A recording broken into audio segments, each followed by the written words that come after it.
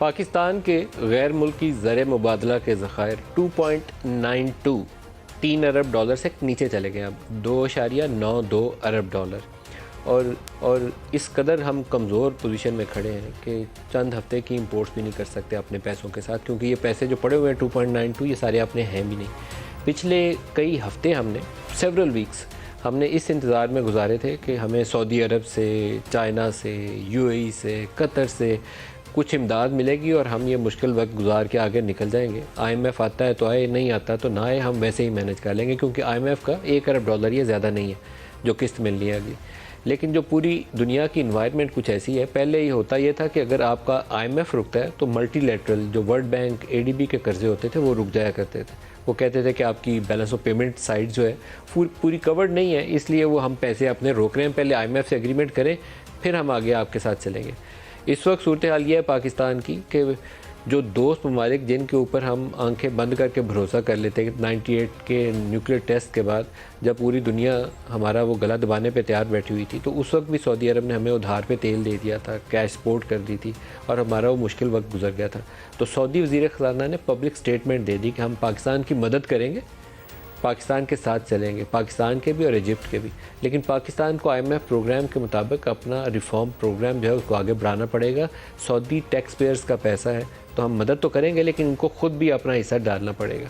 तो बाकी ममालिक की पोजीशन भी ऐसे ही है, किसी की भी फ़र्क नहीं है। किसी ने पब्लिकली बयान दे दिया तो बाकी चुप साधे बैठे हैं कि पहले देख लें इनके मुआहदे की आउटकम क्या होती है। ख़राबियाँ क्या हैं? वो कई ख़राबियाँ हैं और साल हर साल से, दहाइयों से हम उसी तरीके से ज़िंदा हैं कि उधार का लेके वो पी रहे हैं और फिर आगे वक्त गुजर जाता है, फिर सोचते हैं कि अच्छा 6 महीने का बंदोबस्त हो गया, अगला साल आएगा या 2 साल बाद हम सोचेंगे क्या करना क्या नहीं करना। बिजली का शोबा कई सालों से, कोई 15-1 साल से हमारे लिए जान का अज़ाब बना हुआ है। जान का अज़ाब इस तरीके से बना हुआ है कि हमने फर्नेस ऑयल के ऊपर बिजली बना रहे हैं। फर्नेस ऑयल की कीमतें दुनिया में ऊपर जा चुकी हैं। दुनिया सारी ऑल्टरनेट एनर्जी की चल जाती है, वो पन बिजली बनाते हैं, पानी से बनाते हैं, हवा से बिजली बनाते हैं, सोलर बिजली बनाते हैं, लेकिन हम कहते हैं नहीं हमने फर्नेस से बनानी है। तो फर्नेस की कॉस्ट पे करनी पड़ती है। कॉस्ट हमने पूरी पास ऑन नहीं की, रुपया नीचे गिरता जा रहा है तो वो बढ़ती जा रही है कॉस्ट उसकी।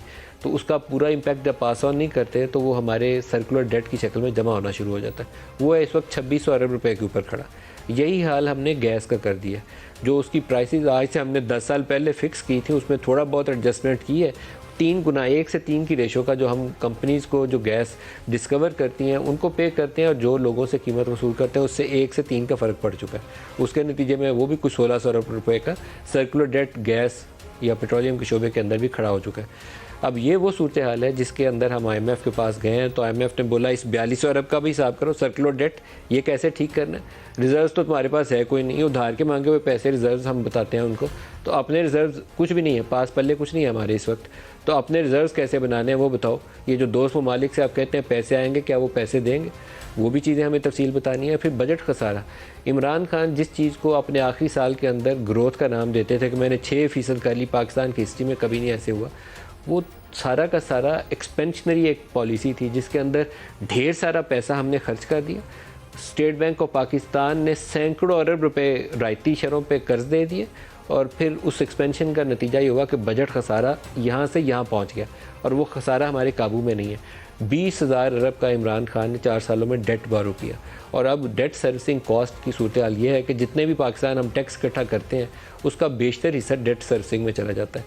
ये जो रवां साल है जो 30 जून को भी ख़त्म होगा, 30 जून 2023 में, एक अंदाज़ा यह है कि 5,000 अरब रुपया सिर्फ हम सूद की अदायगी में देंगे। 5,000 अरब रुपया टैक्स हमने कितना इकट्ठा करना है? 7,500 अरब रुपया। तो 5,000 अरब रुपया सिर्फ हमने डेट सर्विसिंग में दे देना। तो ये ज़िंदा रहने के लिए ये वसाइल काफ़ी नहीं है। इसका नतीजा क्या होगा कि दोबारा हम 4-5 हज़ार अरब का खसारा करेंगे, 4-5 हज़ार अरब के और कर्जे ऊपर चढ़ाएंगे। तो कैसे आगे चलेंगे? इसका जवाब किसी के पास नहीं है।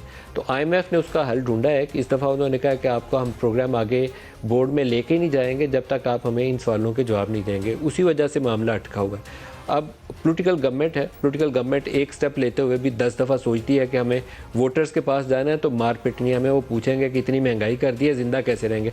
महंगाई 27% पहले है।